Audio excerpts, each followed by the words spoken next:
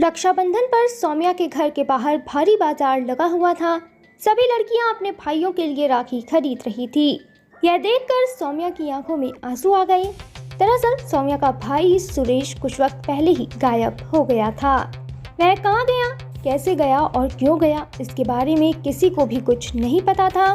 न तो सौम्या और न ही उसका परिवार यह जानते थे कि सुरेश अब जिंदा है या फिर मर गया है, और ना ही उन्हें ये पता था कि वह कब आएगा। सौम्या को बाजार देखकर अपने भाई की याद आ गई। उसे लगा कि अगर उसका भाई उसके साथ होता तो वह भी राखी खरीद रही होती।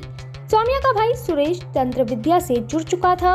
वह अपने घर से दूर रहकर तांत्रिक क्रियाओं में माहिर होना चाहता था। उसे लगता था कि वह तंत्र विद्या से पूरी दुनिया पर दबदबा बना लेगा। ऐसे में एक दिन वह बिना बताए घर से निकल गया और कभी वापस नहीं आया। सुरेश कोई मामूली तंत्र नहीं करता था। वह वक्त के साथ साथ बेहद भयानक और जादू तंत्र करने लगा था।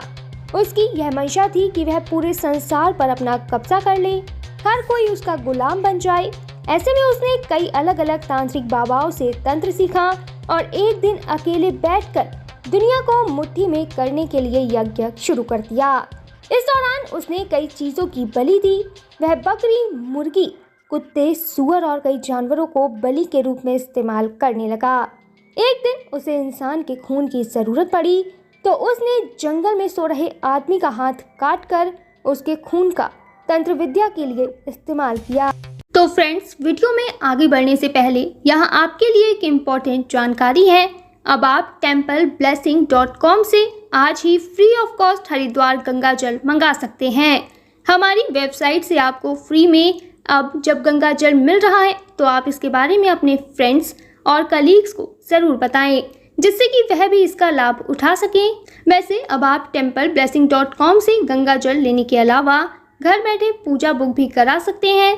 ज़्यादा जानकारी के लिए हमारी वेबसाइट पर ज़रूर विजिट करें। तो चलिए हम वीडियो में आगे बढ़ते हैं। सुरेश इंसानियत को छोड़ हैवान बन चुका था। जंगल में रहकर तंत्र क्रिया करना और जीव जंतुओं को मारना उसकी जिंदगी बन गया था। एक दिन उसने अपनी तंत्र विद्या से एक भयानक राक्षस को उत्पन्न किया। यह राक्षस बेहद डरावना था। सुरेश ने इस राक्षस को सिर्फ इसीलिए उत्पन्न किया था ताकि वह दुनिया को डरा सके और हर किसी से अपने मुताबिक काम करा सके। सुरेश को लगा कि यह राक्षस हमेशा उसकी बात मानेगा और उसके साथ रहेगा। ऐसे में अब जब सुरेश तंत्र विद्या में पूरी तरह निपुण हो गया था और उसके पास एक राक्षस था जो कि उसके सारे काम कर सकता था, तो ऐसे में वह इसे लेकर राखी की रात ही अपने घर की तरफ बढ़ गया। वह राक्षस उसके पीछे पीछे चल रहा था।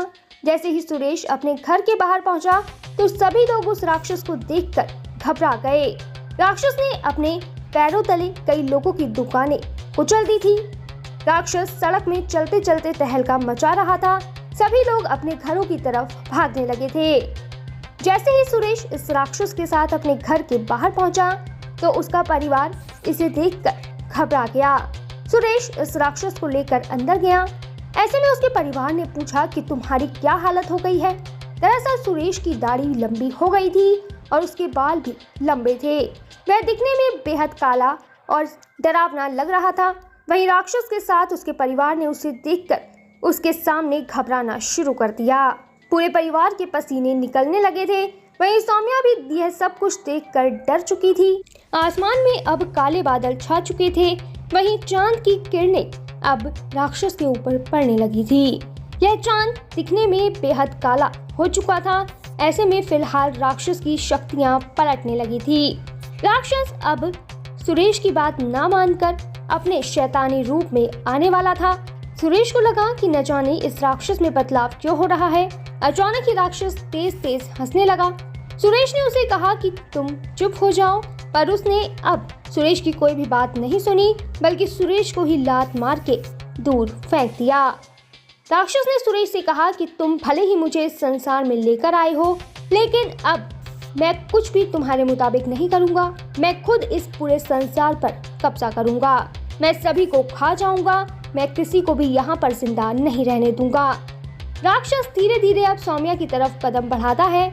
सुरेश को लगा कि अब यह राक्षस उसके कब्जे से बाहर हो गया है और वह सभी कुछ बर्बाद कर देगा।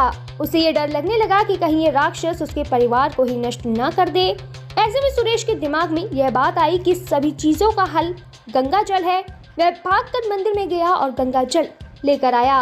इतनी ही देर में राक्षस सौम्या के सामने पहुंच गया था। उसने सौम्या को लात मारकर दूर फेंक दिया। वहीं पीछे से सुरेश भागता हुआ आया और उसने अपने हाथ में गंगा जल लेकर तुरंत राक्षस पर छिड़कना और मंत्र पढ़ना शुरू कर दिया। ऐसे में धीरे धीरे राक्षस कमजोर होता गया और धरती पर गिर गया। इस तरह फिलहाल सुरेश ने अपने परिवार को बचा लिया।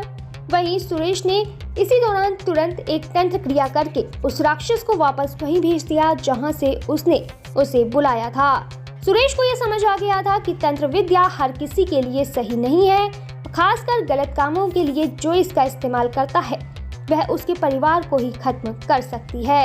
ऐसे में फिलहाल सुरेश ने अपने बाल कटवाए और वह फिर से एक साधारण जीवन जीने लगा। और उस दिन सौम्या ने दुकान से राखी खरीदकर अपने भाई के हाथ में राखी भी बांधी थी।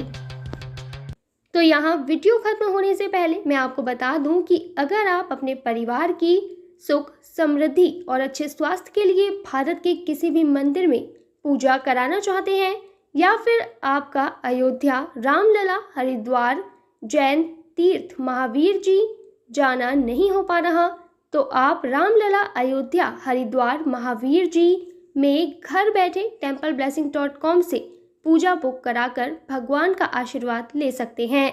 इसके अलावा अगर आप पंडित भोज और गौ सेवा कराना चाहते हैं तो वो भी templeblessing.com पर उपलब्ध है। ज़्यादा जानकारी के लिए कमेंट में दिए गए लिंक पर क्लिक करें और घर बैठे पाएं भगवान का आशीर्वाद। हमारा यह वीडियो अंत तक देखने के लिए आपका धन्यवाद। फिर मिलेंगे आपसे किसी नए टॉपिक के साथ। तब तक जुड़े रहें हमारे चैनल के साथ। आपको यह वीडियो कैसा लगा कमेंट में ज़रूर बताएं।